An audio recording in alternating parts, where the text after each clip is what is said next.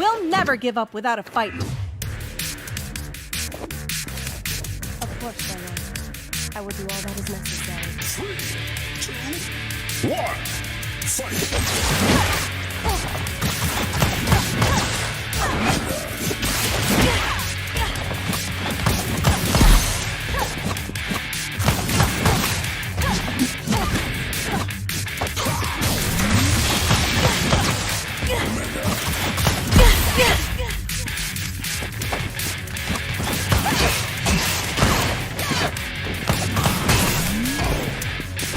Yellow Ranger, power up!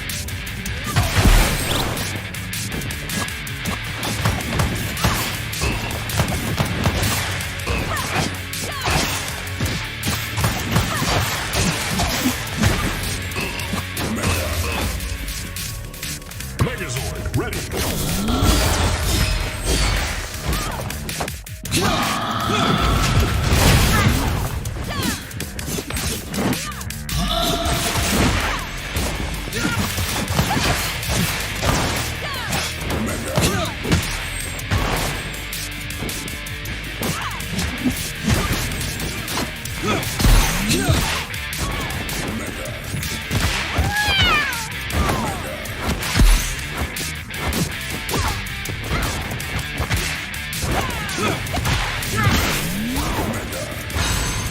Cat stunners!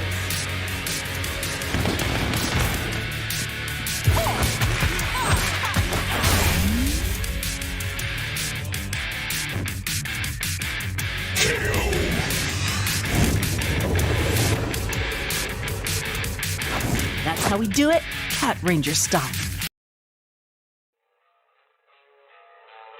So you found the skeleton. How would you tell it's a dinosaur? You personally, how would you decide? Well, interesting question. I don't know. I'd have to do some research on that.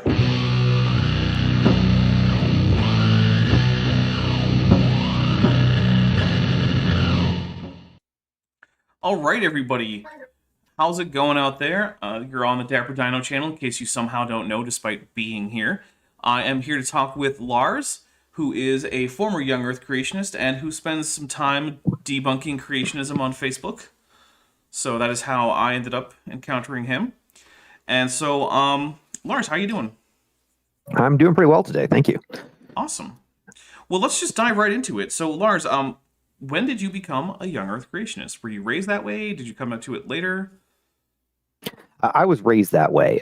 One of the first memories I have of learning science, if you will, I was a very curious kid. My parents tell me that when I was about like 1.5, I did my first science experiment. I tried to stick magnets to everything and found out which things stuck and which things didn't. And ever afterwards, I wouldn't try to put magnets on wood, for example. Nice. But when I was about 4, my parents had just started homeschooling me. And I remember looking up at my mom, though not that far up since she's like 5'1", and asking her how old the Earth was. And she told me it's around 10,000 years old. And it seems like a small thing, but I remember that moment very vividly. And I just assumed it was true.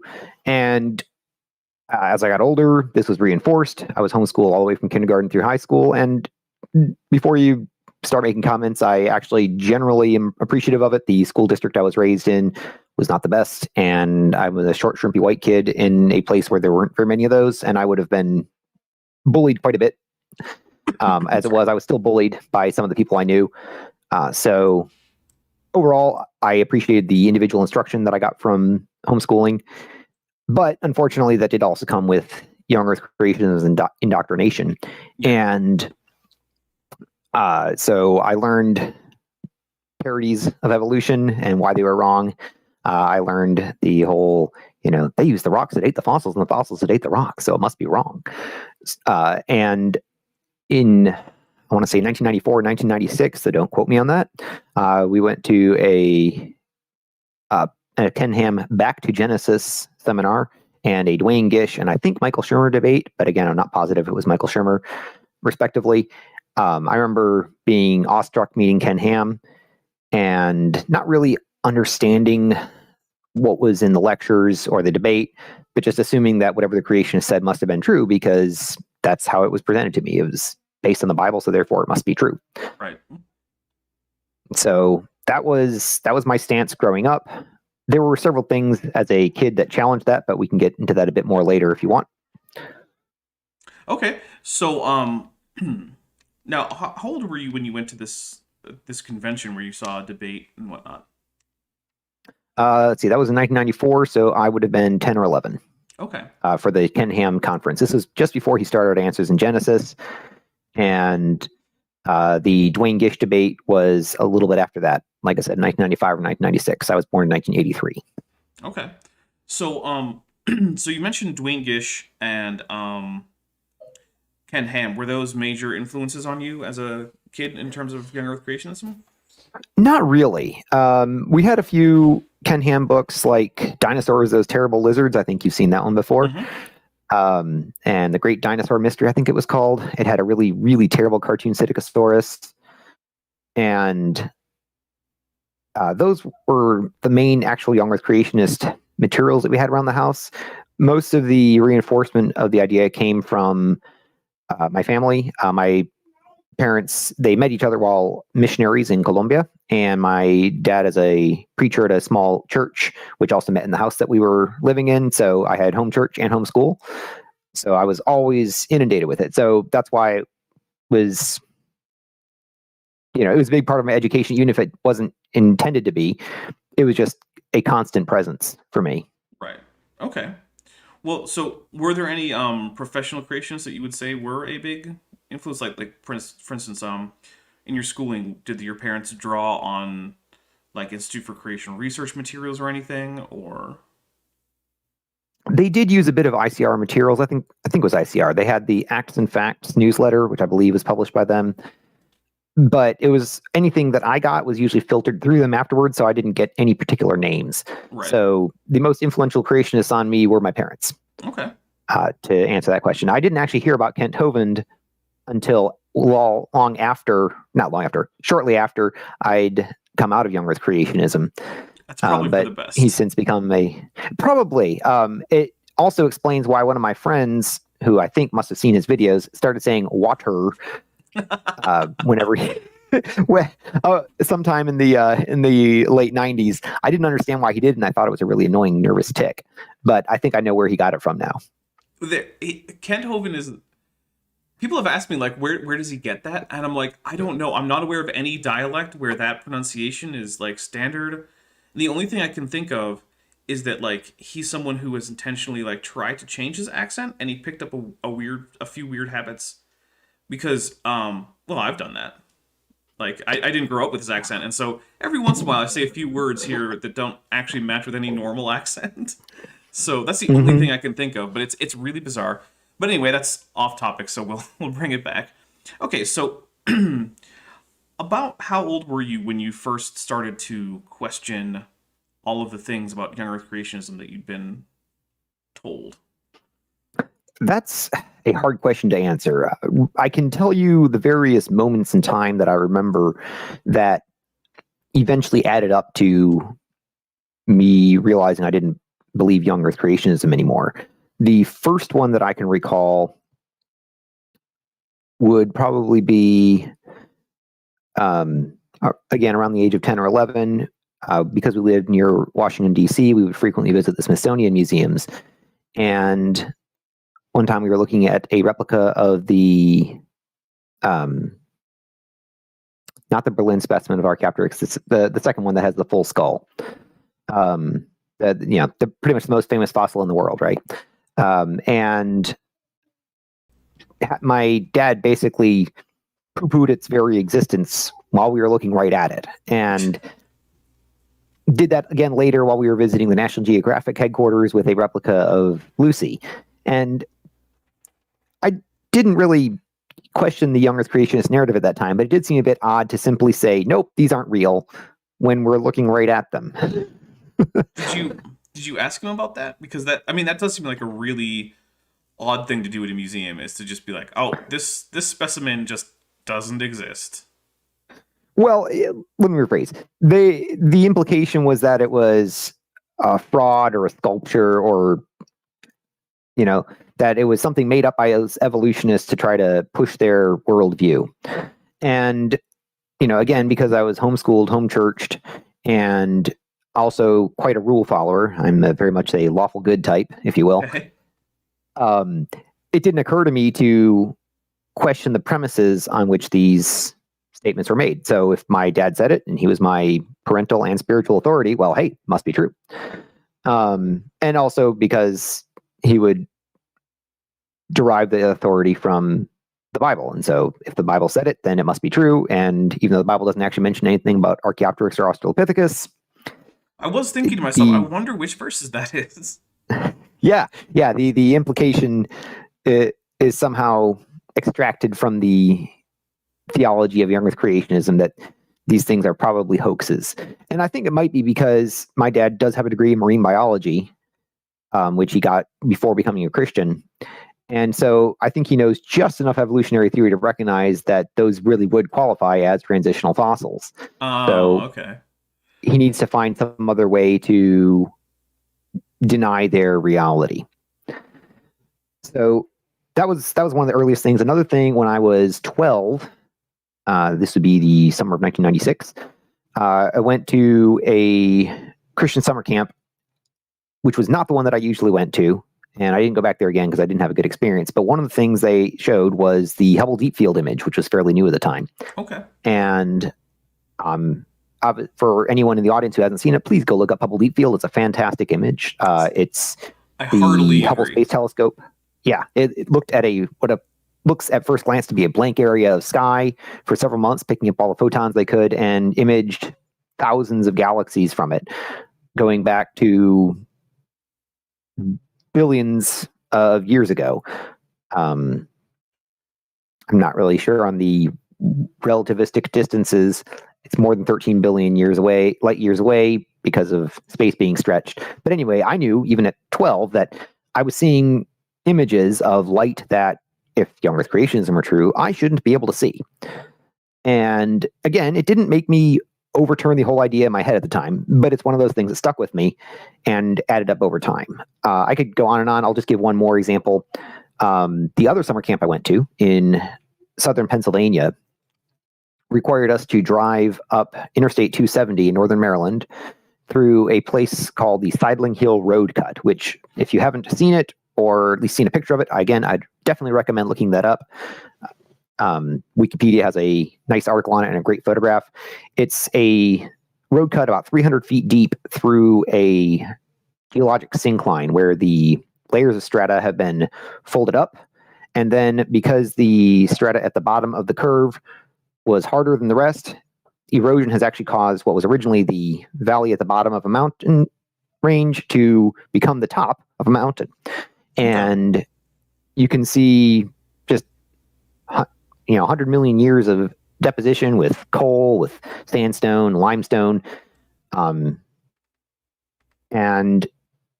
seeing that every summer, at least twice, once there and once back, and maybe more because I would sometimes go with my brothers and sisters as they were dropped off. It stuck in my head and made me realize there is absolutely no way this could be young or the result of a single global flood, because floods don't do that. That's true. They do not. Which is especially ironic because not far after that, if you're driving north, you'll see a sign. Someone says that says Noah's Ark being rebuilt here, and there's the abandoned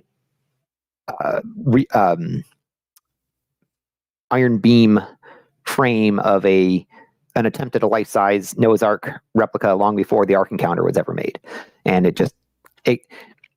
whoever was building it made made a little bit of a hull and then stopped. And it's still there as far as I know. I wonder if they were using biblical steelworking techniques for that steel frame. It'd probably go for steel, if I had to guess. Okay, that makes sense. It reminds me, just recently AIG posted an image of the interior of their Ark, and there's these steel brackets all over the place. So I just asked, I was like, oh yeah, hey, did Noah use steel brackets? Also, did he have a giant concrete support building and an HVAC system installed like you guys do? Just curious. Mm-hmm. Of course, they never get and back don't forget to the electric lighting. Well, yeah. Yeah. Actually, that's one of the few modern conveniences that I'll give them, because I wouldn't run a theme attraction as a historical attraction that still relied on like torches and lanterns, like no. Yeah. But the HVAC Yeah, that'd and be like just a bit of a fire hazard. right. But like they should be able to get plenty of circulation in there without needing a giant concrete support building and an HVAC system, because I mean, they were housing, according to the story, Noah and his family and thousands of animals were in there without any extra ventilation. But for some reason, Well, don't you that know seems like a they've bad solved idea. that with dinosaurs or elephants on treadmills. Oh well, I'm not joking. That's one of their pictures. goodness. You mean the dinosaurs and elephants that they also brought on as babies, so they didn't have to feed them as much? Yep, those ones. Right. Okay. Good to know. My goodness. All right. So those were three of the big incidences. And how old were you by the time you had the last one? Well, by the time I was in college, no, by the time I graduated from college, I had, without even meaning to, shifted over to recognizing the age of the Earth. So, you know, I can't pinpoint a time when I said, hey, wait a minute, I know the Earth is old. The information kept piling up, and eventually I just had to acknowledge the evidence for it. I understood the basics of radiometric dating, and I knew that there wasn't anything seriously wrong with it. I understood dendrochronology well enough to know that goes back farther than young Earth creationism allows. I understood the basics of deposition and erosion.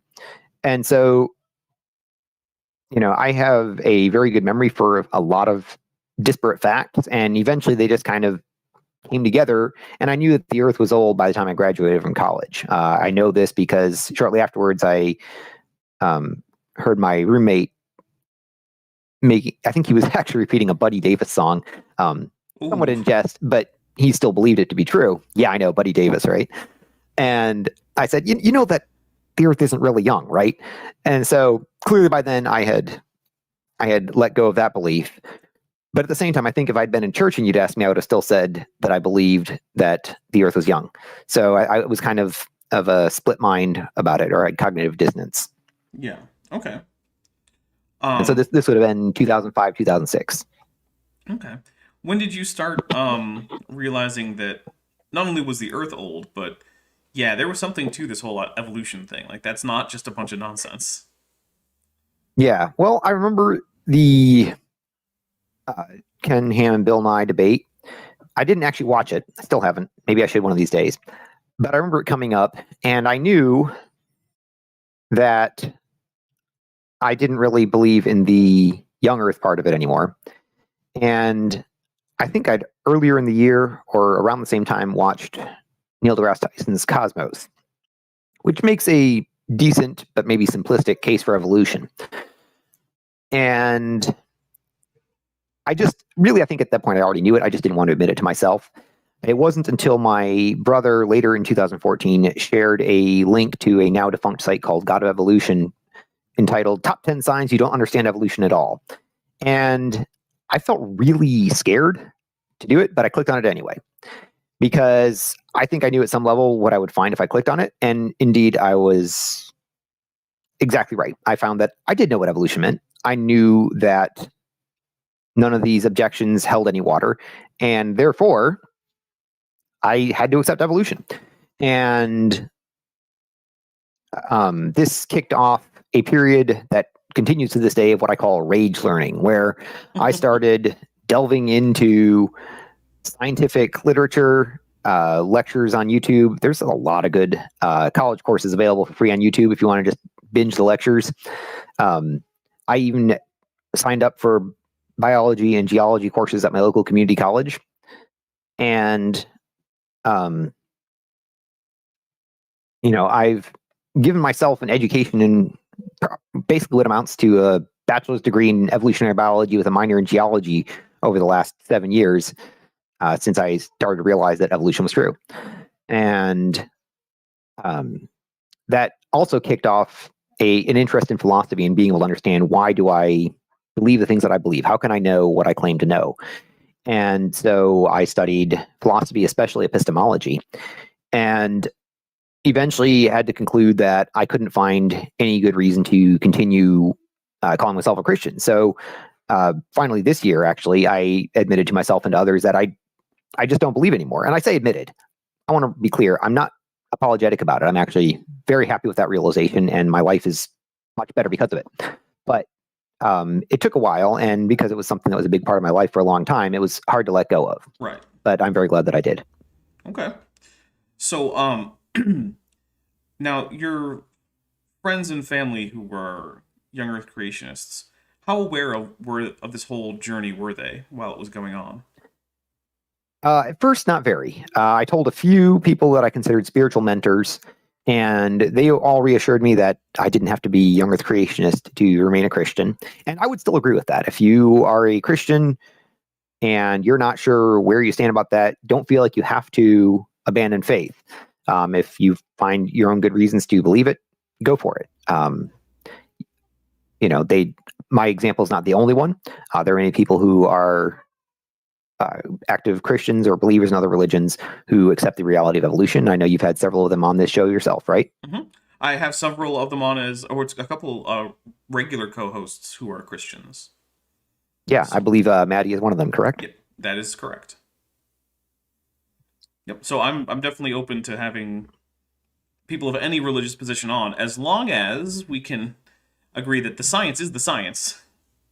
That's right. And so because of that, I also joined and now help administrate a Facebook group called Answers to Answers in Genesis, which is, I believe, where you and I encountered each other. Yes. And it's a group geared toward refuting in a friendly way the bad science and theology of Answers in Genesis, because I would argue that even as a Christian, their theology just doesn't hold up to any sort of scrutiny, even within the context of the Christian faith. Okay. Awesome. So now are more people from that kind of creationist past aware of your stance as like? Oh yeah, I'm sorry. That was your original question. I kind of went off. No, it's okay. Hey, went off on a tangent. Look, yeah. We got plenty of time for tangents right now, so go. Feel free. Awesome. Great. So yeah. At first, I was very quiet about it. I didn't want to rock the boat.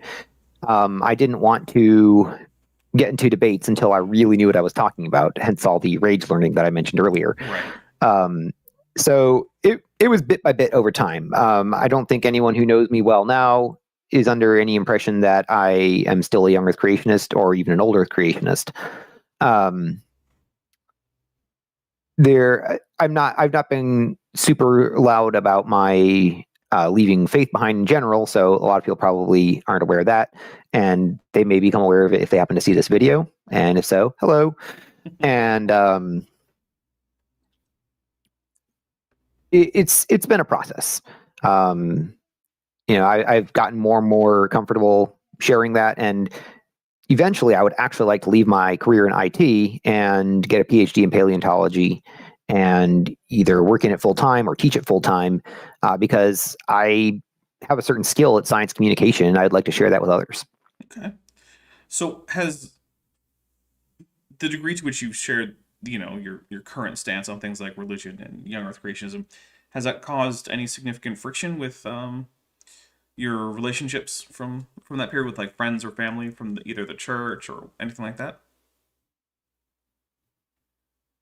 Unfortunately, yes, but fortunately not as much as I had feared initially, which is why I kept quiet about it for a while. It certainly strained some relationships with family and friends, but most of them have eventually come around to the fact that I disagree, and I generally don't bring it up unless they want to, so I don't try to make it a combative thing. Right. If it does come up, though, then I feel confident standing my ground and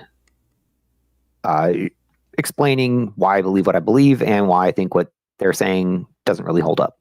Okay. But it doesn't come up that often. I think, they also don't want to rock the boat. Yeah, I've noticed that with a lot of the people who've left young Earth creationism.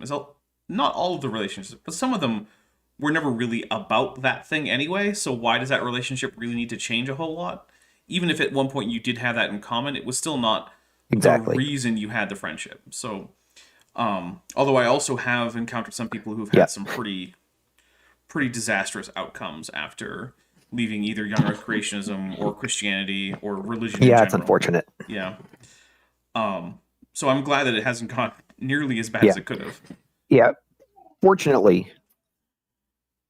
Right. And fortunately, my strongest relationship with my wife and kids has not only remained intact, but strengthened because they followed me in the same steps. Shortly after I came to my evolutionary epiphany, as I call it, I told my wife, I was like, I think evolution is real. And we had a very short conversation. She's like, well, what about the intelligent design stuff? And I was like, no, that's bunk too. And here's why. And that was it. She was a full-on evolutionist after that. She eventually, she and I both kind of together found our way out of the faith as well. Okay. Well, that actually brings up a question. So that's been very fortunate in my life. Nice. Well, that brings up a question. No, I'm done. That's it. So going between old Earth and like young Earth creationism, old Earth creationism to various other stages, were there like halfway houses? Like at some point, were you an old Earth creationist and say an ID proponent, and then you found out that didn't work? Or did you never? Really I think I would describe that period between. Sorry, there's a bit of a delay. Yeah. Okay. Yeah. Mainly, I stopped thinking about it for a while because I think there was some part of my brain that knew if I thought about it for any length of time that I would quickly become an evolutionist, and that was scary to me at the time.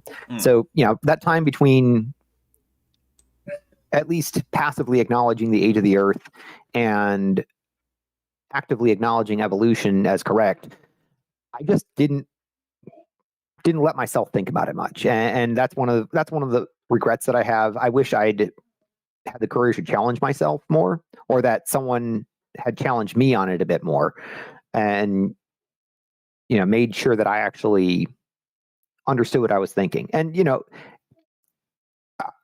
that had landed me back in young Earth creationism, well, that's fine. It's just then at least I would have been challenged and actually have to deal with the things that I believe. And one of the big benefits that I've seen coming out of this is that because of the study that I've done in epistemology and philosophy, I'm now much, much better than I ever was before at being able to say what I do believe and why, what I don't believe and why, and I think this is probably the most important, what I don't know and have no beliefs on. Because one of the things that tends to typify the type of faith that also fosters young Earth creationism is a desire for certainty and answers in everything. Yeah. And realizing that I don't have that, and what's more, I can't have that, has helped me really narrow down the things that I actually do know. And as a consequence, now I'm much more confident in the things that I know and much more open to hearing ideas that I haven't heard about before. I don't feel like I have to close them out because, oh no, they might mess with my worldview, because, hey, I'm happy to learn. That's why I changed my mind once, and I'm happy to do it again. Yeah, and I think it also brings up, why would you want to base your interpretation of facts on a worldview when you could base your worldview on the facts? Exactly. And that's the biggest realization that I came to, and why I've so radically changed my outlook in the last 7 years. Okay. So at this point, you're now a non-theist. I don't want to apply any extra labels that we don't need to. Yeah, you can say atheist. Yeah. I don't mind. Okay. Well, I mean, not everyone who's not a theist describes themselves as an atheist. Yeah. I totally understand. So okay, we'll go with atheist. So, and you're, completely out of young Earth creationism and working on paleontology. So what does that look like? Have you made any concrete steps towards being a paleontologist? Yes. As I mentioned, I've taken a few classes at the local community college, ones that would be necessary or would transfer over if I were going to get a degree in biology or geology at North Carolina State, which would be the local university to where I am. I've met with the paleontology department heads at North Carolina State, Lindsay Zano and the rather more famous Mary Schweitzer. Mm-hmm. I volunteered for several years at the North Carolina Museum of Natural Sciences paleontology lab, and even done several field expeditions with them and gotten to know the curator of paleontology there. I've made several contacts. I've let them know what my plans are. Right now, I intend to save up money because working in IT makes a lot of it, and working in paleontology does not. That is correct. But eventually, I would like to, once I've made enough money to live off the proceeds in investments, go into paleontology, where I feel like I'd have much more to offer others and the world. Okay. Well, I mean, it's certainly a scary thing to start You can out. see I'm wearing a... Yes, it's very cool, by the way. It's almost dinosaur themed. Yeah. Almost. But then you've got these mammals here, and a mosasaur and a pterosaur, so not quite. Okay. Actually, I was thinking about asking, because with the resolution, it's a little hard to tell if that's a mosasaur or like a pliosaur, so I wasn't sure. Because, right now, all I see for the skull is I believe it is a mosasaur. I mean, that yeah, makes it's sense. just long. No, it's a mosasaur. The Oh, is that a longish the tail? fingers aren't quite so corn-cobby. Okay. And is that a fairly longish tail? It's a little hard to tell about the tail. Okay. But it's the limb bones that tell me it's probably a mosasaur, because the pliosaur would have had like that corn cob look. For me, those limbs just come across as a limb-shaped blob of white, and so does the skull. So sorry. yeah. So yeah, that's the vagaries of webcams, right? Okay, Yeah, so, I'll be glad I'm using my higher resolution webcam. The one on this laptop is just terrible. So you went from being very credulous of creationist claims to obviously now being rather incredulous of them. So what do you now think about the various groups and whatnot that were ultimately the source of your young Earth creationist teaching, like ICR or maybe a little later AIG, CMI? My thoughts toward them are generally not very friendly. They have enough people with education there who know that at least not all the things they're saying are correct. And they also know that they're not always speaking in their areas of expertise. So I can't believe how many times Georgia Purdom has come on to talk about anything but genetics. The thing she has a PhD she's the one I had in mind too. My goodness. Her and Nathaniel Jensen. No, sorry, not Nathaniel Jensen. Jason Lyle. Oh yeah. At least Jason Lyle writes books about genetics. They're bad, but at least he does it. Right, but he's an astronomer, so... Oh, yeah, I'm mixing up Jensen and Lyle again. Yeah, no, I made the same mistake. I said Nathaniel Jensen at first. But yeah, at least Nathaniel Jensen has some sort of tangentially related education. But yeah, Jason Lyle also writes articles about genetics, and he's got a PhD in astronomy, so... Or at least astrophysics, something related to that. My favorite Jason Lyle bit is he once said that you could use the apparent age of galaxies as a proxy to at least get some kind of test about his two-way speed of light hypothesis, where light travels towards Earth instantaneously and travels away from Earth at 2c. And so he said, if galaxies look very different far away, if they look very different far away, then that would be an indication that there has been this long development to the universe. And it's like, well, buddy, we did that experiment. And guess what? Yeah. Well, I mean, gravitational lensing of supernovae, right? Where you see the supernova appear once, and then a month later you see it appear where the gravitational lensing would, puts it because of the slightly longer space-time path. That kind of negates that whole idea right there. Because it's not just 2C, it's infinite away from Earth for some reason. I mean, it's basically just fancy geocentrism. It's infinite towards Earth, and it's 2C away, so that way it averages out 2C. Oh, is it? Yeah, because okay. You're right. Sorry. Yeah, you add the travel times together, and then you divide. Yeah. So, but yeah, I actually did have this argument with RJ Downard in person not that long ago about okay, can we actually disprove his convention? And the thing is, technically, no, we can't disprove his convention. However, there's a lot of good reasons to reject it that aren't hard proof, but still. I think you actually can. I'm not that well versed in physics, but there is a series of articles on the site BioLogos, who's a Christian organization that promotes good science like evolution and in this case, astrophysics. They're a highly recommended resource, even if you are not a Christian or are not sure if you're a Christian. They have a lot of good, easy to understand scientific resources there. They do. And there's a series of articles by someone named Casper Hesp, who has shown, at least as far as I understand it, though, again, not my expertise, so I couldn't say for sure, but claims to show a falsification of Lyell's convention. I am very skeptical, So and I say checking this because there's about a century worth of attempts by people to find a way to measure the one-way speed of light, followed by about a century or so of, which is about a century or so of failure. Well, it's a falsification of his specific convention because and again, according to this article, it ends up making additional predictions about what should be observed or what should not be observed, and it's falsified by observation on those accounts. The speed of light convention isn't strictly speaking the problem, but it's the knock-on effects that it would have that are then falsified. Well, like I said, Jason Lyle did make his own predictions again, as I about what we would understand expect. Not my area of expertise, so I could be wrong. Yeah, well, and like I said, Jason Lyle did make his own predictions, and they turned out to not be true. So it's like, even if you have, I'll take a look, but like I along with all of the physicists I've talked to or listened to or read from are very skeptical about any way to actually demonstrate whether or not the isochronous speed of light convention or whether some other convention is actually provable. But yeah, there's definitely other things that Jason Lyle has said. There's like, no, this doesn't fit with reality, and you base it on your crazy ideas. So, but anyway, Yep. So yeah, I agree with you that a lot of these organizations employ people who definitely know better. And so you get things like, Andrew Snelling, who, as far as I can tell, just lies about what his protractor says. I mean, it's just... Yeah, he's probably he and Georgia Purdom are probably the worst examples.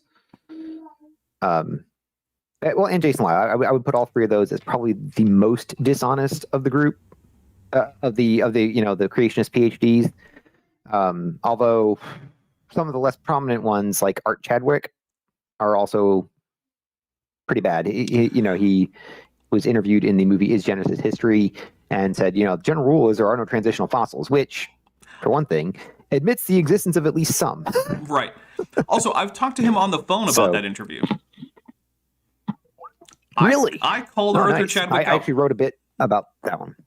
Yeah. Nice. My big bone to pick with Arthur Chadwick is that around the same time he was giving that interview, which was the main purpose of me calling, was trying to establish a timeline. He approved as I believe a master's thesis for a geology student who was at Loma Linda University, a paper which demonstrated that the area he was digging in that section of the movie could not have been formed by a single global flood. And he approved that paper. Nice. So he knows better. Like, you said, yes, student, this is acceptable for publishing, and ultimately I think it ended up in some journal. But like, I'm signing off on this. This is good work. I don't find any, big fault with this. You seem to be right. And it described a section of the No, it wasn't the Morse information. It was, whatever they call the Hell Creek outside. I think. It was, it's whatever they call Hell Creek outside of like Montana, because for some reason it changes names. Yeah, I'm not sure. But anyway, so not sure. Sorry. There's this situation where you have some, I think it was Edmontosaurus remains in a section of graded bedding, and it's the conclusion that the paper comes to is that this is a reworked bit of sediment because first there's something that causes a bone bed of Edmontosaurus, but then the flesh rots, leaving behind some bones, which are then later reworked to get the graded bedding of bones going from biggest, heaviest bones at the bottom to, little tiny, like, carpal bones up at the top and things like that. And so there's this very detailed, like, stratigraphic analysis and looking at, like, bioturbations in various levels above and below, which, by the way, he also claims that bioturbations are almost absent. And this paper by his student is like, no, there's bioturbations above and below this one layer. And I'm just like, dude. So you signed off on work that you think is bad, or you're wrong. Those are the only options. Yeah, or he just didn't look and just signed it anyway.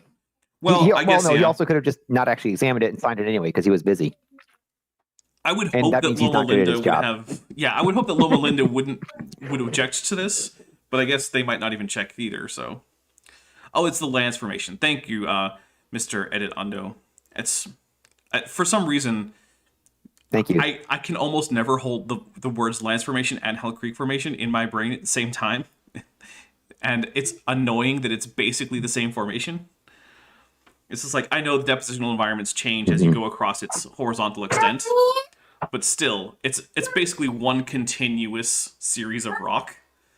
And yeah, anyway, so yeah, he was in the Lance formation, and that's actually what he was digging in for the movie, I believe. Can I have tea? Just one moment. Yep, no worries. Sorry, everybody. I hope everyone's having fun, and do remember we are going to have a Q&A at towards the end. We're probably going to have that. Sorry about that. Oh, no worries. Sometime in the next half hour or so, we're probably going to end up opening up for the Q&A. So I know that a few people have asked questions. Please do hold them because I am not currently collecting them. The only ones I have an easy way to collect are super chats. So if you do want to ask a question that way, that will automatically get collected. But I will start collecting them once we open up. And welcome back.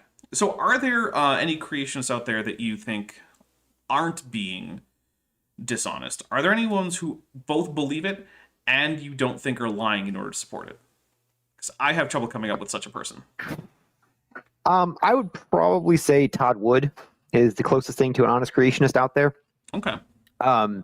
You've probably read his famous article, The Truth About Evolution, where he acknowledges front and center, evolution is not a theory in crisis. Right, I have read that It one. has lots of supporting evidence, and it is not a theory on the verge of collapse. Yeah, it's And- really not. Right. And so at least he acknowledges that.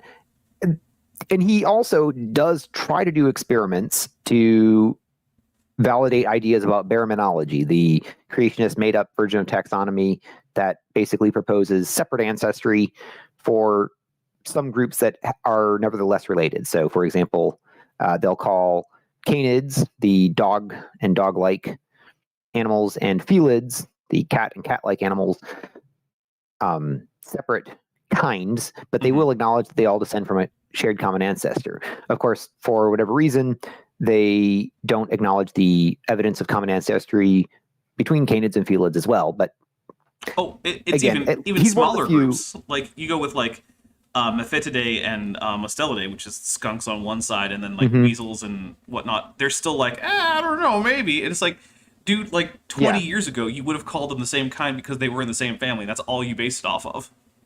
right, they have no actual criteria, and that's the problem. I've asked many creationists, can you give me an example of, or can you give me criteria by which you could discern between any two organisms whether or not they are or are not of the same kind?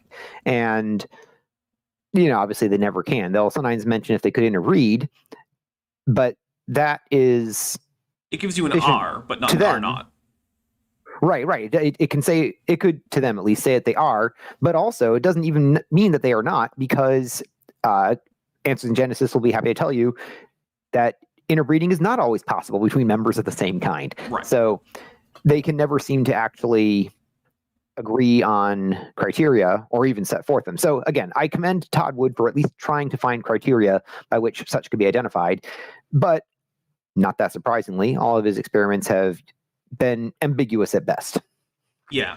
Another thing that I do like about the creationist kinds that they'll actually bother to name is that they usually involve organisms that are more genetically divergent within that supposed kind than, say, humans are from other apes.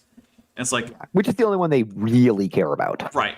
But it's like, okay, guys, so if tigers and lions are in the same kind, which I agree, they're very closely related, right, but they're more genetically diverse than humans and chimps. Humans and chimps are significantly closer to each other than lions and tigers, so What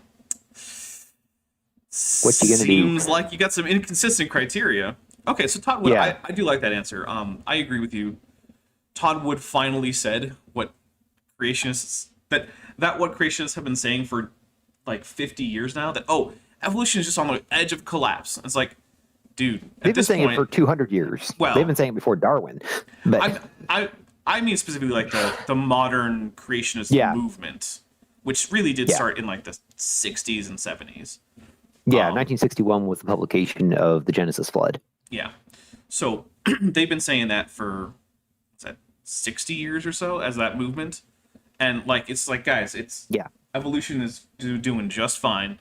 And at a certain point, it becomes like those people who are like, "Oh, Jesus is coming next Thursday." And it's like, you've been saying that for decades. Just stop. You obviously don't know what you're talking about.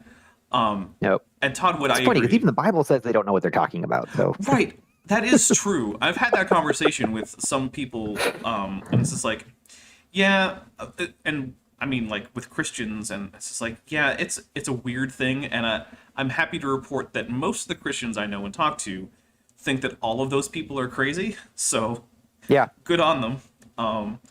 But yeah, Todd Wood really has been, as far as I can tell, the most honest, and it makes me wonder though, like, is it just a theological stance that he's clinging on to? Because he's quite upfront about it. Okay. In the same article, I would recommend going back and reading it again. It has been a while. It's like I said, it's the most honest statement from a creationist that I've ever seen and probably ever will, unfortunately. Okay. Now, I tend to be of the opinion that people like, say, your parents or, somebody's Sunday school teacher are not generally being dishonest. They're simply ill-informed and not always equipped to easily fix that problem. Would you agree that that's often the case? I would agree, except for the part about being ill-equipped. My parents, they, as I mentioned, during my older creationist period, I just shoved aside any thoughts that might have challenged that. And I think that's probably what they and people like them often do, where they're intelligent, they know how to do research if they wanted to, but they just don't find that motivation to do it. And it's because for a lot of people, and it's understandable, certainty is more valuable than truth. And what I think really was what helped me get out of it in the first place was that I had been told and taught growing up that the truth was important, that it's incumbent on me to know and to speak the truth. Now, of course, truth there had a somewhat different definition, being whatever we think the Bible teaches. But I still managed to get the right definition at some point of that which corresponds to reality under scrutiny. Right. And so as I started scrutinizing things, I realized that the truth was nowhere to be found in young earth creationism, no matter how much they kept saying that it was. Yeah, that was a lot of my experience too. It was just like, okay, well, let's check with, what's science? What does it say? What can we verify? What can't we? And I was just like, I guess it's like none of this stuff that I was taught in church. And it's not just that. I want to be careful here. I don't want to equate science with truth. Right. Science is just the best method that humans have come up with so far, and it's constantly being refined to be less wrong about the physical universe today than we were yesterday. It's I like that the systematic testing of ideas against observation to see how well they hold up. And if they stop holding up, we don't think of them as true anymore, or at least not as true as we used to. Right. Yeah, there is always the option that, like, we were capturing something real, but we need to tweak it to get it to be more or less inaccurate, I should say. Yep. Okay. So let's say that you could give a message to, like, I don't know, baby Lars when you're, like, first learning young earth creationism. Or maybe not first, maybe at the point where, like, you're now capable of doing some independent research. Because I guess, like, if you're like 5, what are you going to do? You're just going to listen to your parents. But maybe like 10 or 12-year-old Lars, what would you tell him about creationism and evolution and all that?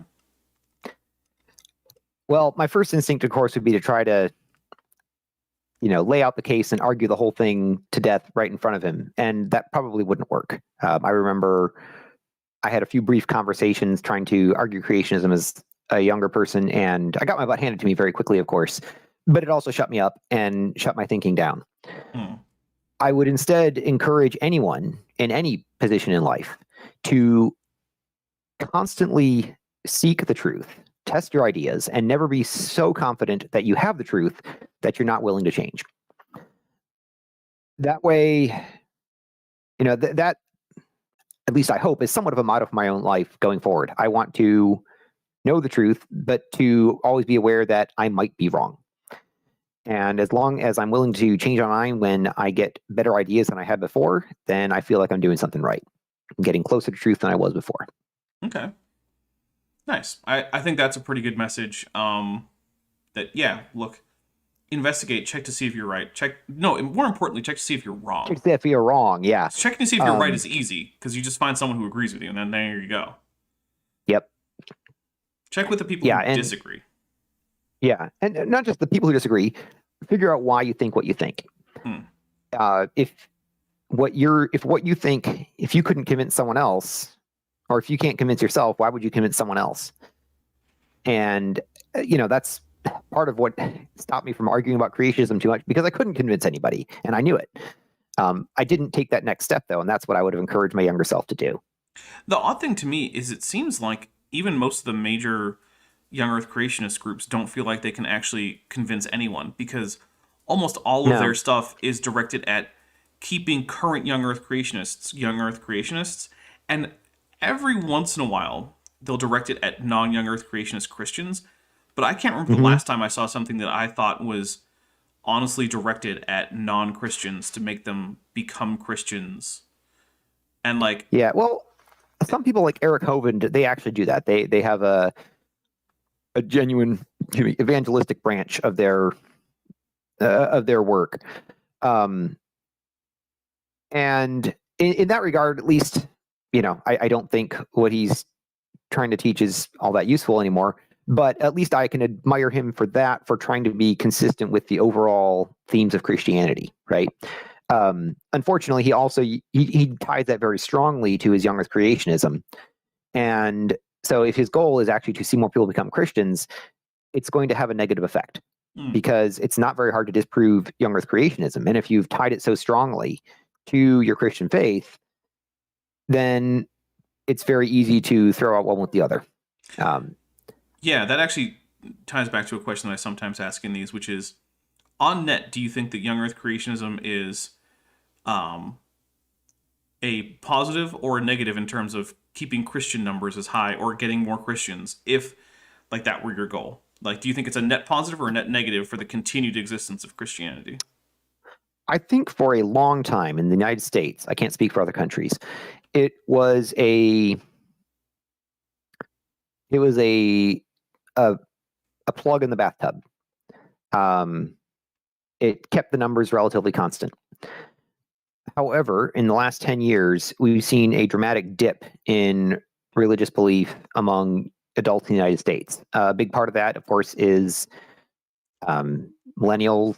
I usually consider myself one, although I'm kind of at the upper age range of that. Millennials and younger, growing up with access to the internet and being exposed to ideas that they otherwise would not have encountered, and realizing that the fundamentalist religious ideas that they were taught don't hold up. And then many of them eventually, if not directly because of that, or in my case, more prompted by that, leave the faith entirely. And so if you want to spread your faith, here's a tip, Eric Hovind: try to do it with things that are actually true. I tend to agree, yeah. Or at least not things that are demonstrably false. And so, yeah, I mean, and I understand, having been in that mentality for a long time, it's really hard to understand why spreading the truth would be detrimental to your faith. But the problem is, because they've decided an idea is true before actually investigating it, it doesn't occur to them that just maybe, even if their faith is true, the things that they're saying to support it might not be. Yeah, that's sometimes, and I'm not the only one who does it. Sometimes I think of the idea of you're lying for Jesus, because I know some of them know that they're not. Some of them know, yeah. And I think some of them are just well, you know what? If it gets people to believe in Jesus, it's worth it. And it's but in the long run, that's not going to be a net positive for people being Christian in terms of staying in Christianity, because many people I know, and I've talked to many of them, are going to say, well, I guess this wasn't true. And then that is going to significantly reduce their belief in the rest of it. And I'm not here to say whether or not you should be or stay or whatever or become a Christian. I don't really have a dog in that fight as far as the channel goes.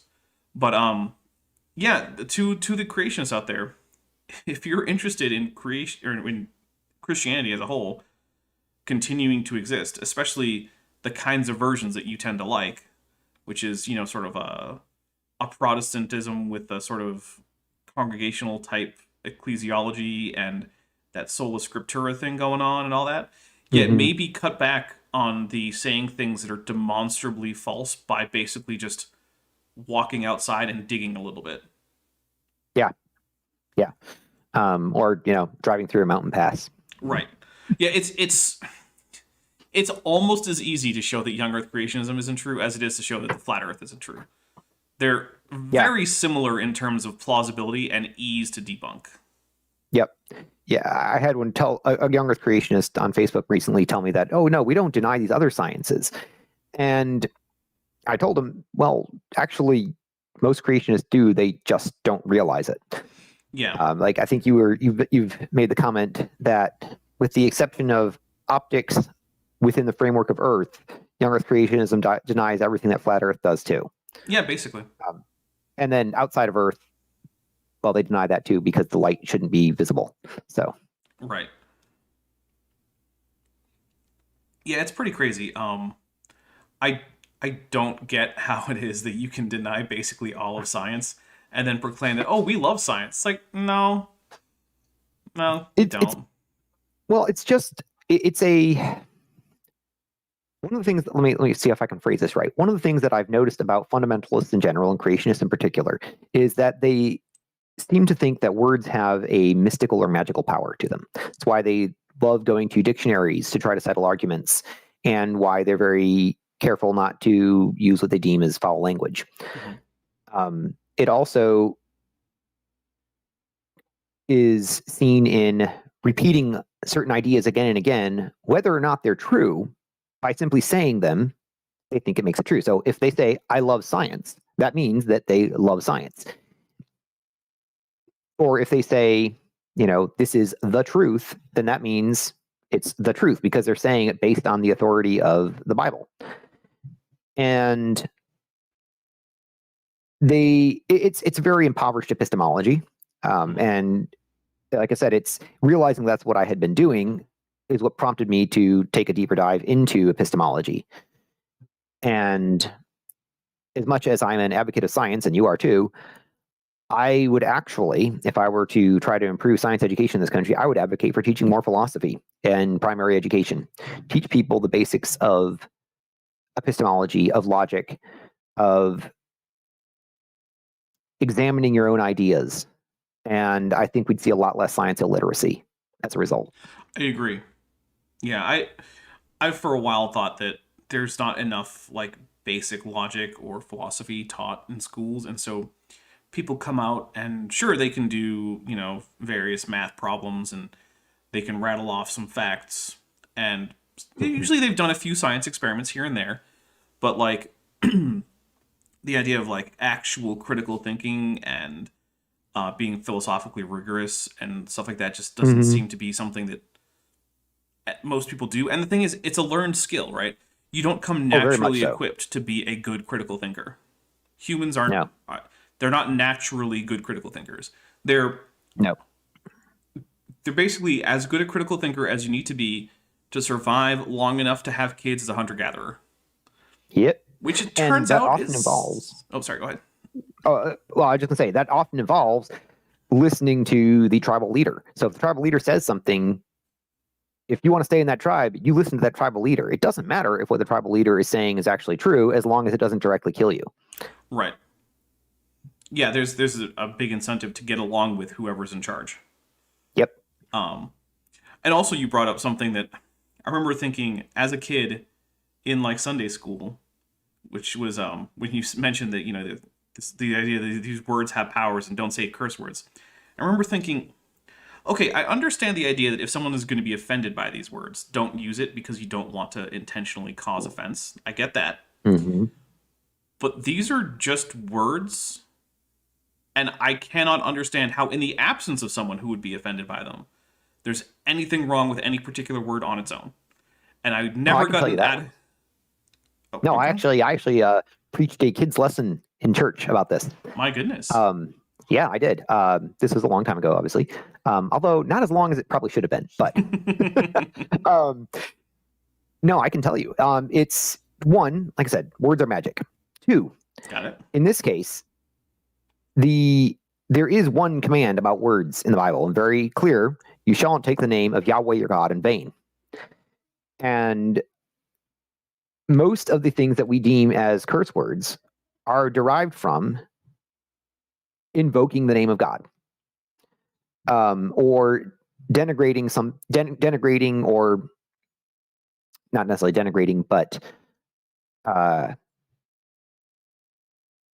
using a vulgarizing. I know that's not a word, but using in a vulgar way aspects of the human body, which is, according to the Bible, made in the image of God. See, that's where, as a kid, I would say that's a stretch to me, but okay. Maybe as you, but when I was teaching this to the kids, I asked them, "Why do you think this is a problem?" And they got it. They actually raised their hand and got it. They're like, "Oh, because humans are made in the image of God." And again, this was I felt kind of hypocritical doing this because this was around the same time that I was beginning to accept evolution. But yeah, honestly, I think saying it out loud was one of the things that kind of helped me be ready to accept it later. It was not long before that, and no, I genuinely think that's a big part of the motivation to be very careful with one's words. Yeah. Well, sorry, weird tangent, but it's actually related to creationism. I like it. And actually, it also reminds me that I think one of the reasons that I would have found that to be a bit of a stretch as a kid is because even as a kid, I realized pretty early on that, like, the image of God idea, if it's true, it can't just be that God literally looks like me in himself. You'd think, except that didn't occur to me until well after I had abandoned creationist ideas. So props to you for figuring that earlier on. Well, to be fair, I was always a bit of a bookworm, and that included reasonably high-level Christian theology stuff that was not what you would probably get at that age in, like, Sunday school. So, gotcha. And if you go into, like, relatively high-level Christian theology, it doesn't take very long before you realize that most serious Christian theologians don't think that the image of God means that God as he exists, like, eternally onto himself has got, like, 2 hands with 10 fingers and a butthole. Like, no, that's not the general consensus. On that note, though, there is the part in the Bible where God hides Moses in the rock with his hand and then shows him his butt later. So, there is that, and there is that. I think it also reflects the evolving ideas about God as you see from the oldest parts of the Old Testament into the New Testament. God becomes the idea of God starts from the merging of the monotheisms of El and Yahweh, henotheisms of El and Yahweh. The idea of there's the best God, one of many, which and eventually goes into saying the other gods are not gods at all. And as they whittle away the ideas of other gods, you see more and more power and ability ascribed to their one God. And so trying to read the Bible, or the books of the Bible, I should say, as a single work could leave one very confused as to the nature of God. But if you read it anthropologically, it's actually much more interesting, I found. Yeah. And also, even the idea that the Bible is one thing that you go and, like, go get the Bible off of the shelf is a pretty modern idea. Yeah. You even look at the earliest church fathers, they often referred to our books, right? Right. Because there was a wide variety of things considered scripture. And even today, there's still a fairly wide variety within Christendom, with the most famous being the Apocrypha that's used by the Catholic Church and I believe the Orthodox as well. But there are also some branches that use the books of Enoch, for example. Yeah, that's famously the Ethiopian Tewahedo Orthodox Church has a surprisingly broad canon, especially considering that they're still technically part of the Oriental Orthodox Church, which typically doesn't have as broad a canon as they do. So yeah, it's a little unusual. But I mean, hey, I'm not going to tell the Pope of Alexandria what to do. That's not my business. He can do whatever he wants. Well, not whatever he wants, but so far he hasn't done anything I've had a big objection to, so he can continue on as is. Although actually, I think it was less than 10 years ago that technically the Ethiopian Orthodox Church became a separate church from the Egyptian Church. Oh, really? I had not heard about that. Yeah, until very recently, they were still more or less autonomous, but still their head bishop had to get approval for being the head bishop from the Pope of Alexandria. And then, not the current Alexandrian Pope, the previous one was like, no, we're done with that. You can pick your own head of church. Just go have fun with it. Just do it. I don't want to have to keep picking your new... There's your speciation event, right? Well, I mean, I technically swear, they're still in the same church because, you can still, if you're a member of one church and you visit the other place... Subspecies, then. Yeah, kind of, because that's one of the things with a lot of the Eastern churches is, like, they'll have their own completely self-governing local organization, but if you go to visit another area, your membership in that group grants you automatic membership in all of the other ones. So interesting. I did not know that. Yeah, it's like that with like the Orthodox Church, the Eastern Orthodox Church too. So like Greece and Turkey and Russia all have their own separately governed independent church bodies. But if you're a Greek person hanging out in Russia, you can go take communion at the Russian Orthodox Church. And as long as you are like, yeah, I'm Orthodox from Greece, and they're like, okay, fine, that's great. Interesting. But that's a big tangent. I think we're going to get on to Q&A because I did promise the chat that Q&A was up next, and then I went off on a tangent about ecclesiology and Eastern Christian branches. Yeah. So I'm going to look up. There was let me change exactly how I'm interfacing with my stream here for a second to make it easier for me. So here's how Q&A is going to work, guys. We're going to go for like about a half an hour. I'm not going to set a timer or anything. We're going to go basically in the order that I get questions, unless there's a super chat, in which case you will jump up to the top of the stack. Unless I've got a stack of super chats, in which case you'll jump to the bottom of that, which will be gone through before we actually get to non-super chatted questions. So let's see. Also, if you want to ask a question, please do tag at DapperDino if you're not going to super chat, because that way it will be highlighted for me, and it will be easier for me to find. And I do know that a few people did have questions. Let's see. We had someone who asked, how do you explain demons? But I'm not sure if it was actually directed at you, because there was a whole lot of other stuff going on in the chat. But, explain what? Demons. So I'm not even sure if it was for you, but go ahead. What do you think about demons? I think it's probably the remnants of not exactly animism, but the many spirit ideas that pervade a lot of religions. When things were not explained, and especially when unexplained things had what felt like detrimental effects to the people experiencing them. If they couldn't see a cause, as we know, many diseases are caused by things that we can't see with our eyes. They would have to have something to blame, and so demons would often get the blame. Same with aberrant behavior that we now understand to be physical or mental illness, or things like crop blight. A lot of different things can happen that we find personally distasteful, and as we tend to be agency-seeking consciousnesses. There we go. That's a word.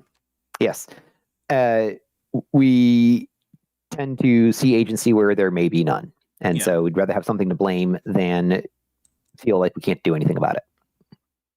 Yeah. Okay. And I am getting a super chat, so there's going to be our first question. Well, this is a new question, but it's from My Unfinished Journey for $5, who says, Lars, welcome to Rationality. Thank you. Our first question in that case, that is actually a question, comes from CreoDebunk, who says, do you know about cases where radiometric dating was done wrong by YEC, and what do you think about it? Yeah, I mean, the go-to example there is when Steve Austin, not the wrestler, and his team collected some samples from recently deposited Mount St. Helens volcanic tuff. They did very little to prevent contamination when they collected the samples. They didn't identify whether or not they were dating the xenocrysts, the rock that had already cooled prior to being expelled from the volcano.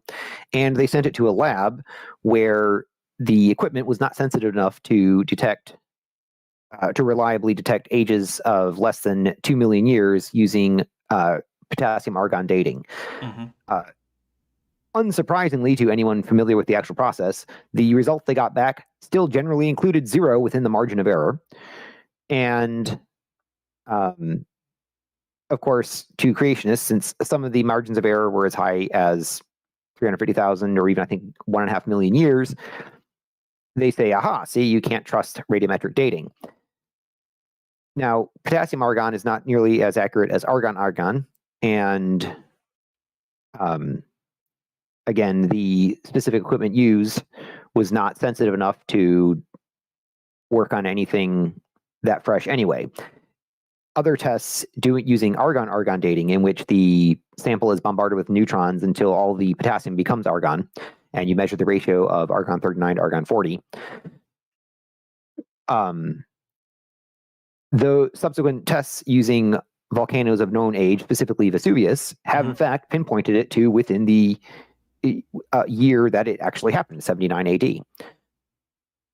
And so, yeah, we know it's reliable on events with historical dates, even though potassium to argon has, I want to say 1.5 billion year half-life, but don't quote me on that because I'm just doing it off the top of my head. So, yeah, I'm quite aware that they will often purposely use the wrong methods or use bad sampling in order to get results that make it seem as if radiometric dating is fundamentally flawed. And they use that then as an excuse to say, well, see, it must actually be no more than 6,000 years old.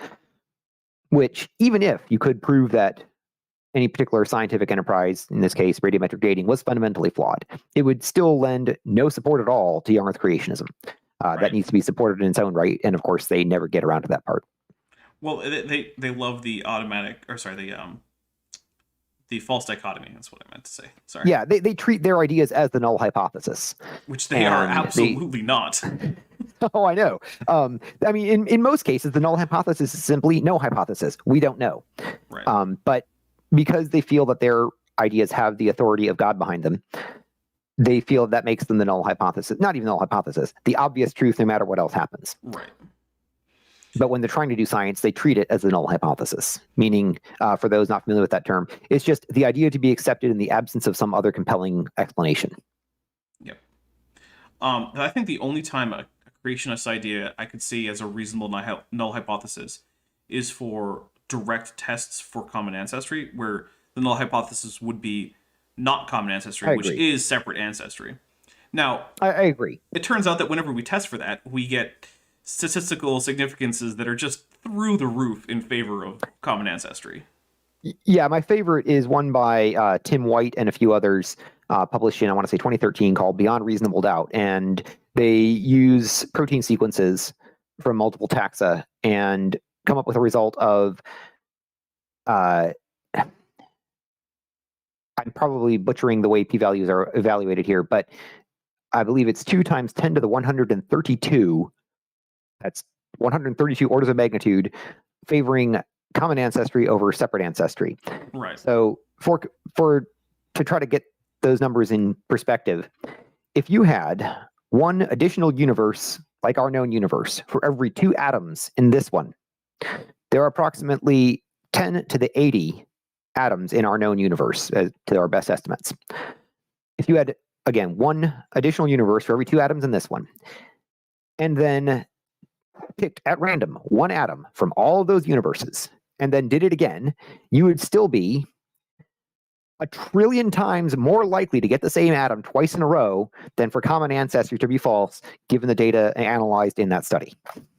Yeah, it's hard to even comprehend how unlikely separate ancestry is when you actually do the math. What's even better is that when separate ancestry is the case, as appears to be for viruses, that's what the data shows. Data shows multiple origins of viruses. So if it were the case, we would see it in the data, and we just don't.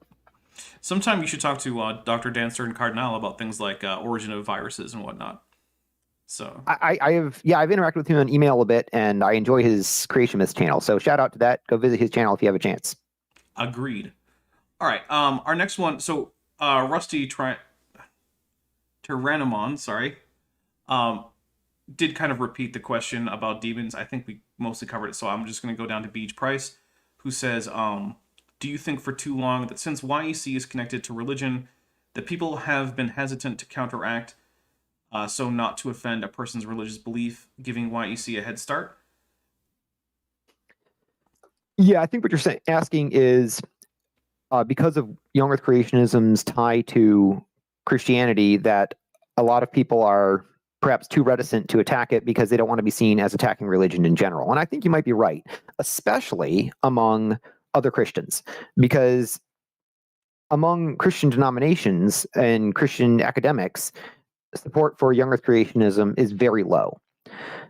But among the average Christian congregant in the United States, it's still pretty high. And it also does depend on how you're asking the questions, whether they hold to full young Earth creationism or some mix between young Earth creationism, old Earth creationism, and right. Theistically guided or overseen evolution. But it's still a significant fraction, a much higher fraction of the congregants than of the church and denominational leaders. And I think if we were to see more church leaders speaking out against it, well, there would probably be some backlash. A lot of the congregants are emboldened by the fact that they have, quote, the truth on their side, unquote, and will often reject people who say things that they don't want to hear anymore. But I think if there were a concerted, unified effort by Christian leaders to start decrying it, we would see a big drop in young Earth creationism, and it wouldn't necessarily be accompanied by a big drop in religious membership, which is what we're seeing right now, is that both young Earth creationism and religious membership are dropping considerably in the United States. Yeah, I do think that, look, if you're a pastor or a priest watching this out there, maybe tell your people that they probably shouldn't believe this nonsense, because the more of them believe it and make it part of their core identity and their core religious belief, the more of them are just going to abandon your religion entirely when they realize that it's not true. All right, our next question is from Eric Virtaler 92, who says, Hey, Eric. Did you see my movie about dinosaur deniers, and do you think most dinosaur deniers are genuine or just pose? No, I haven't seen your movie. I've seen a few of your YouTube clips, but I haven't really gotten a chance to see that one. So send it to me on Facebook. We're friends there. I think most of them are pose? Yes. I think most of the people claiming to deny dinosaurs are pose, but just like young Earth creationism within Christianity as a whole, the sincere ones have a louder than average voice because they feel more invested in their beliefs. Yeah, I also agree. For those wondering... Oh, sorry. Sorry. For those watching who may not be familiar with the term, Poe refers to Poe's law that a fundamentalist cannot be distinguished from satire by everyone all the time, or something along those lines. Or basically, as ideas get more extreme, it becomes increasingly difficult to distinguish sincere. Basically, someone's sincerely propounding and trying to support these beliefs with satire of someone doing that. And young Earth creationism, along with dinosaur denial and the flat Earth and a whole bunch of other things, are deeply, deeply into that territory. I actually once tried. This was a while back, but I tried with like a brand new screen name and whatnot to actually test this with creationism, become too extreme for people to tell that I wasn't being sincere. I failed. I couldn't come up with something that didn't sound like it supported YEC, that was so hard to believe that people didn't believe I was a real young. Now, some young Earth creationists disagreed with me about the things I was saying, but they still thought I was a young Earth creationist. So, so the next question from Rusty, I'm gonna get this right first time at some point. It might not be today though. Rusty Ranomon or Rust Tyrannomon. Well, actually, either of those could work. So I'm gonna go ahead and say I kind of got it right. Says, okay, how do you explain Pyramid Head? Would he be a god or a demon, or would he be something greater? I'm not even sure you're familiar with that particular fictional. That's a Resident Evil character, right? It is. It's an enemy from Resident Evil. It's a very big. Unfortunately, knife. I've never played Resident Evil. I'm just familiar with the character mostly from cosplay. There you go. So Creo Debunk asks, do you know about some lead case? I think this is in reference to his earlier question about yeah, about dating. bad. No, I'm familiar with how you can use multiple isotopes of lead to establish a baseline for doing isochron dating, where if you see that there's a wide variance in the lead to lead isotope ratios, then you probably got some sort of contamination and the sample is no good. But no, I'm not familiar with that particular instance. So if you want to share that, you can send that to Dapper Dino and he can send it along to me. Which I definitely will. So let's see. Jack of Hearts says, have you had to give up any friends or social aspects since leaving your creationism? And do you view the people still in the religion as victims being taken advantage of by people like Hovind? Well, that's two somewhat different questions. No, as I mentioned earlier, I have not actually lost any friendships over leaving behind Young Earth creationism. At least not in-person ones. I've lost a few Facebook friends, but they weren't strong relationships in the first place, so I don't necessarily think of them the same way. As far as people who are still Young Earth creationists, it really depends on the individual. Like I said, people like my parents, for them, it's just an important part of their lives, and so they find the thought of examining it critically not just scary, but unthinkable. It doesn't even occur to them that one could do such a thing. For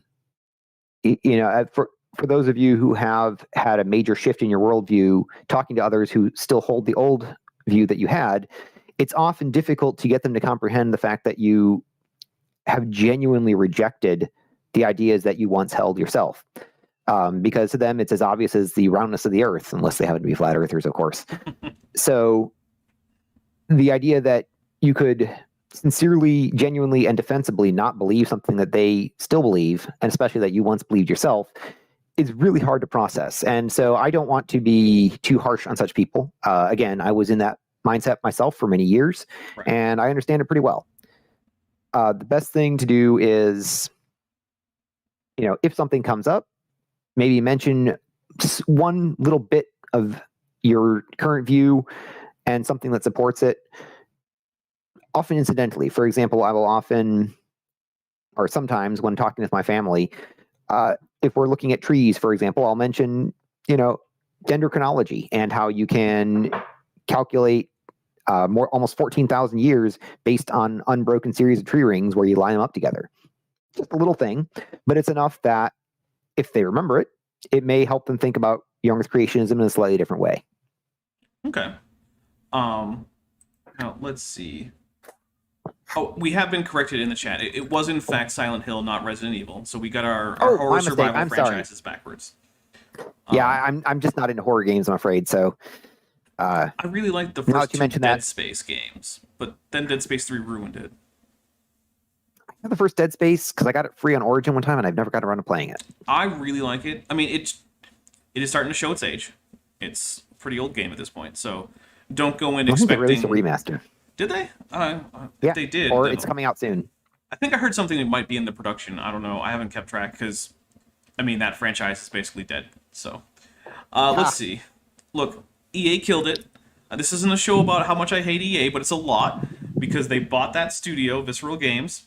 They mandated that basically the third game be trash. No one liked it, so then they closed down Visceral Games. Good job, guys. Thanks. Yeah. Speaking of EA, though, they did do one good thing recently. If you happen to be an Amazon Prime member, pick up Star Wars Squadrons. It's free this month. Yeah, I did do that. So, thanks, Amazon Prime and EA for... Actually, it's a pretty good game, especially for an EA game. Yeah. So, anyway... it brings back those X-Wing memories. Yeah, also it works in VR. So, if you ever wanted to sit in an X-Wing cockpit in VR and you have a VR headset, you can play it in VR. I need to get one now. Yeah. Let's see. So, I'm going to just go with Rust. because I'm really tired of trying and feeling like I failed to get the rest of it wrong. So Russ says, so in common ancestry, what would the ancestor of cryptids and monsters, I think, be? When did that ancestor show up in the fossil record, and why would the ancestor fall into the ecological niche? I mean, I don't think there was one, because I'm pretty sure most cryptids are... I usually define a monster as an organism which is evolutionarily impossible. Yeah, that's fair. Because anything that, like, things may have once been monsters, the Kraken or the river dragon, but now we think of giant squid and crocodiles. Right. Okay, to a European, a river dragon, right? But the people around the Nile were quite familiar with crocodiles.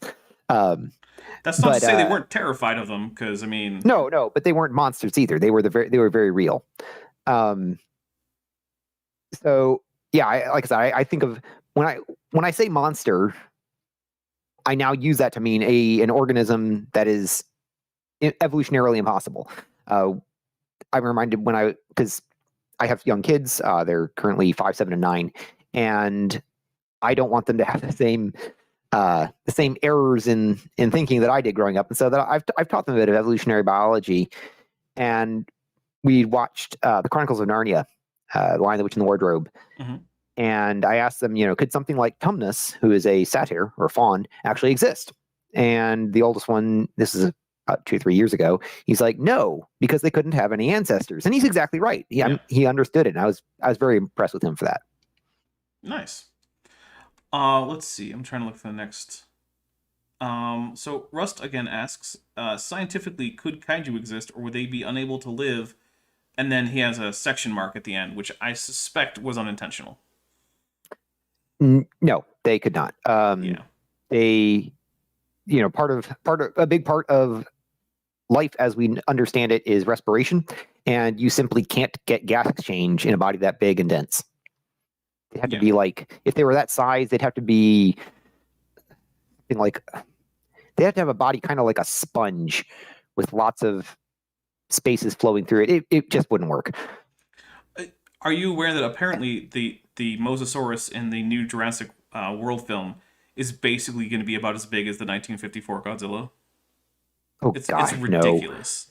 It was already too big in the first Jurassic World. And it's at least an order of magnitude bigger now. I mean, at least being in the water, you have a sort of an excuse for it.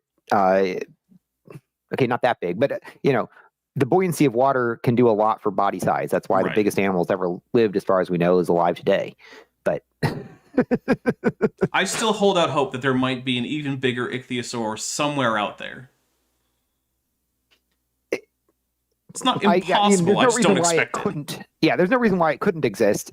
It's just no evidence. The problem, of course, is there's no evidence, and unfortunately, as we see with whale falls now, there's an ecosystem that destroys those bones pretty quickly. Oh, but haven't you heard? Whales float when they die, according to Matt Powell. They don't sink because they're all fat and they don't have bones. They're just cartilage. And so all those blubbery ichthyosaurs would have sunk. Because you heard about that, right? That ichthyosaur, they've done molecular analysis on ichthyosaur fossils and found that they were in fact blubbery. Yes. Yep. And they also apparently seem to have had smooth skin rather than scaly skin. So they would have seemed a lot more like dolphins than you think. Yeah. I'm also aware of creationists claiming that tool marks on an ichthyosaur fossil were preserved collagen fibers, and that therefore proto-feather impressions on dinosaurs were just collagen fibers in line with Alan Fiducia. It's just it's very convoluted and very dumb. If nothing else, I ask, why did all the how come shark teeth are found throughout the stratigraphic, throughout the geologic column from the time that sharks existed, but they're not always accompanied by ichthyosaur and whale and mosasaur teeth, right? Why aren't they overlapping? Especially mosasaur teeth. Creationists don't even understand the question most of the time, unfortunately. In marine Cretaceous deposits in areas where mosasaurs were present, mosasaur teeth are just all over the place. They seem to have been shedding teeth like nothing. And it's just like, why aren't these in other shallow marine areas? I've got a Morocco fake here. It was real mosasaur teeth, but fake jaws. So I don't actually have a problem with those ones that exist, but I don't like that in virtually every shop I've seen that sells them, there's no signage explaining to you that only the teeth are actually an authentic fossil and that the jaws are actually fake. Bits of bone in there too. Like they found little bone scraps and pasted them in too. Well, that's nice. But the shape of those jaws is not. Yeah, just a bit off. Yeah. But it was cheap, and I liked the teeth, so I took it anyway. Nice. Well, like I said, I don't have a problem with them existing. It's just I wish that the signage in most stores were a little bit more explicit about what you're actually buying. Because I've seen some of them just being listed as like partial mosasaur jaw, and it's like, it's hard to even say replica partial mosasaur jaw. Yeah. Because that is a bit of a bridge. Sculpture with mosasaur teeth. Right. Okay, so Rust says, would dinosaurs be considered kaiju because biologically a kaiju could exist due to the laws of biology, and there's I think it means evidence to support the fact that I'm not really sure what you're asking. Look, if you're asking about daikaiju from Japanese tokusatsu films, they're always implausibly large, kind of like by definition, and even the smallest of the things that I think would fit into the genre of daikaiju tokusatsu films would be precluded biologically and bigger than the largest dinosaur that we ever know about. So yeah, and there's also bone strength. There's feeding. There's just no way you can get something that's traditionally considered a kaiju. I mean, even King Kong himself is probably bigger than an ape could be. So, and that's even in the Peter Jackson or older versions, that's still not kaiju size. I think in the original, he was the smallest that you ever see in like the very first King Kong movie. And he's significantly smaller there than he is in most of his future films, right? But even there, it's getting to be like, I don't know, an animal could be that big, whether or not basically a gorilla. Like yeah. Because the thing is, when you get to be animals that big, you have those like big columnar legs, and they're not like running around climbing things. They're walking carefully, lest they fall and shatter to pieces. Yeah. Because the thing is, the bigger you are, the harder you fall is a real thing in biology. Like there's a reason why you can basically drop a mouse from any height, and it's not going to die from the impact. Whereas, like, have you read the famous J.B.S. Haldane essay on being the right size? I have not. Oh, look it up. It's a classic essay on biology. The famous line is, you drop a mouse. I'm paraphrasing here, but a mouse gets up without a problem. A man is broken, and a horse splashes. Okay. Yeah, I mean, it really is true. It's one of those things like an elephant that falls a few feet is probably going to have fatal leg injuries. Yeah. Whereas like, humans can fall 6 or 7 feet and like, it's not fun, but like, you'll probably be okay. And like a mouse or an ant, you could drop them off of a skyscraper and they're just be like, well, that was weird. Time to continue about my day. Yeah. So let's see. Jack Russell asks, would Lars consider debating Kent Hovind? I thought about it, and based on what he, on the fact that he just sticks with the same old lines again and again and again and again, and tends to insult people that he debates with, I don't think I'd want to take the time. It would take this much time as I'm taking in this interview, and it would require lots of preparation, and I have a job and kids, and just don't feel like it'd be a good use of my time. Yeah, that's fair. I think there's really only two goals at this point in debating Kent Hovind.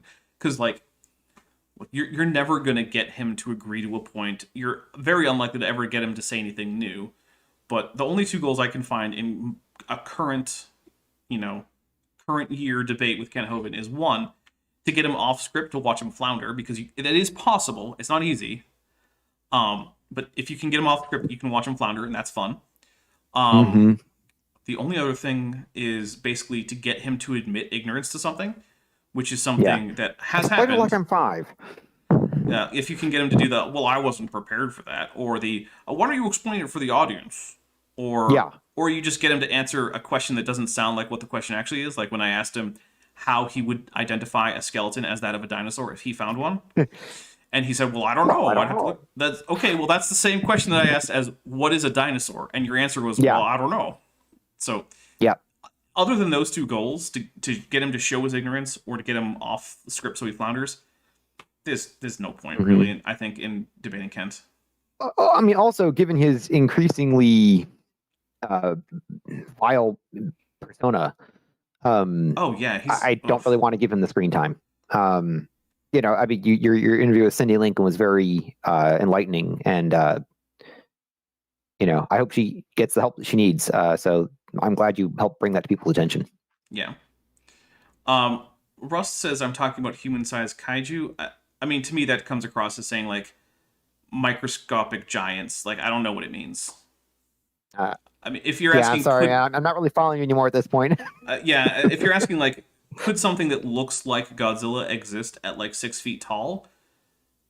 I mean, physically, yeah, I guess it probably wouldn't have. Yeah. I mean, it definitely wouldn't have atomic breath or feed off of radiation. But could an animal walk upright with a big old tail and scaly skin at 6 feet tall? I mean, Probably. Yeah, I don't see it. It'd probably be an archosaur, but not a dinosaur.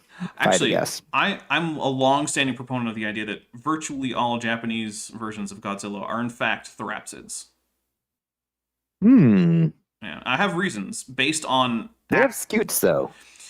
Okay, but we can't say no therapsids had scutes. We know that some therapsids had scaly bellies, and Really? also I didn't know I'm that. not entirely Interesting. sure that we can say that all of that is scutes. So you know, it's Deliphi. What if those spines are actually more like porcupine spines, and they're actually just like, you know, condensed keratin?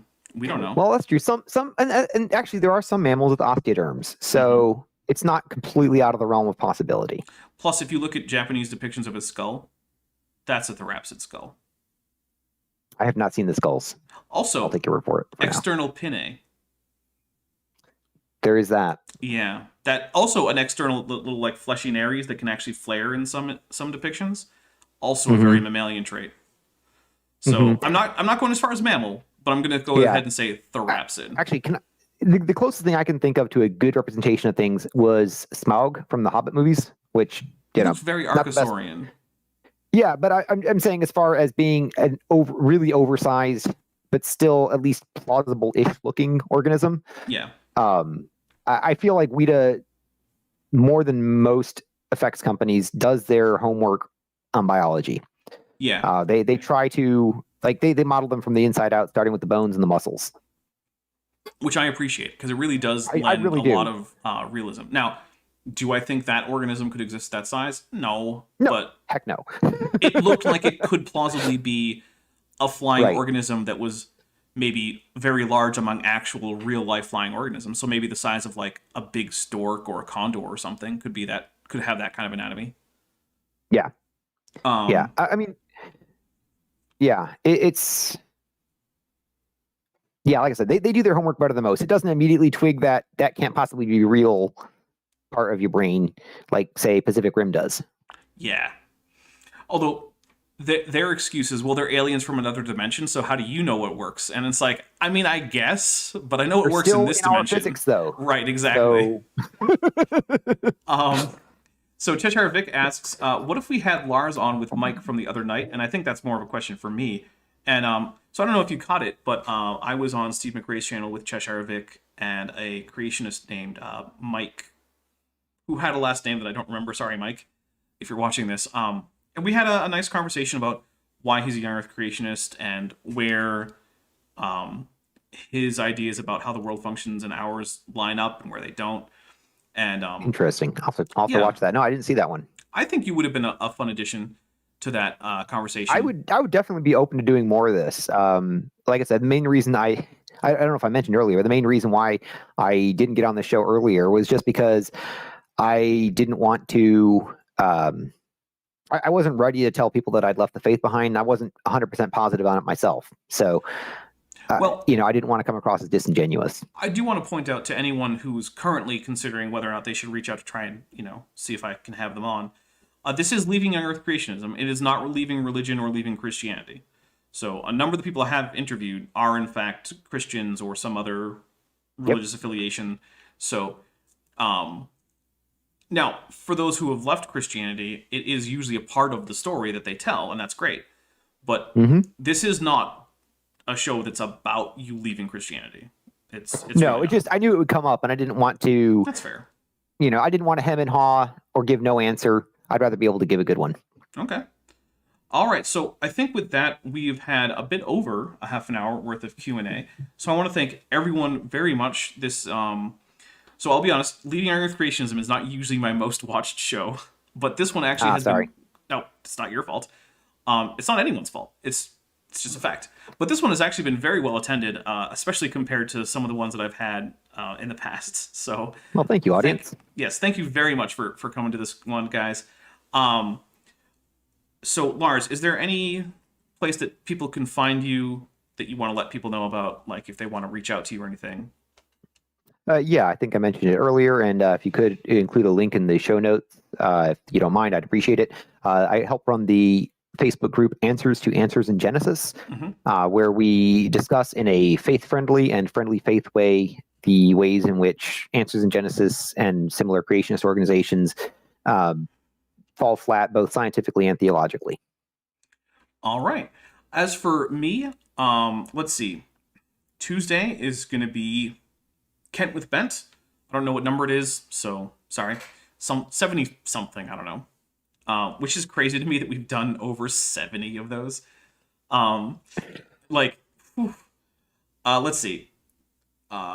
Then Thursday is going to be the first episode of Helping Cindy Lincoln. There are, I think, a total of 6 episodes of that, so it's going to take a little while to get through. And actually, I have told Cindy Lincoln that, and she's agreed to this, that when that premieres, I will send her that link. But I'm also going to send her the link to all the episodes that I have done at that time, so she can go through them and look through them, because she and I are still sort of dialoguing about a lot of points there. And I mean, honestly, I'm not pushing it that hard because I'm much more concerned with Cindy Lincoln's safety and her attempts to get justice than I am about her not being a young earth creationist. I would much rather live in a world where Cindy gets justice and is a young earth creationist than in a world where Cindy isn't a young earth creationist but can't get justice. Oh yeah, definitely. So I will be getting that link for that Facebook page as soon as possible. It's not currently in the description, so you're gonna have to wait. I don't know, hopefully not longer than a few minutes after we end the stream. But if you're watching this in the future, first, hello, future people. I hope that our quaint ways do not offend you. Also, check the description. And with that, I think we're out of here. Lars, thanks again, and I'm sure we'll stay in touch. Thank you. Awesome. I just want to take a second to thank my channel members and patrons, especially those pledging $20 and above. Bob Knob, Bent Hovend, Ian Chen, Chris Love, Sphincter of Doom, The Venerable Bede, and Res Instance. My channel members and patrons help make this channel possible, and without their support, this channel really wouldn't exist. If you would like to help support the channel as a member or patron, there are links in the description to both join the channel as well as join the Patreon. Patrons and members get mentioned in these credit scenes, as well as getting early access to my scripted videos, and if you pledge $10 or above, you can also get access to various 3D assets that I create for Blender, both for use in the channel, as well as just general giveaways to my supporters to help in any Blender projects they might have. If a monthly or annual pledge isn't for you, then there is also a merch store linked to the description, and if none of that's right for you, please just like and subscribe, because every like and subscription really helps the video out. Thank you.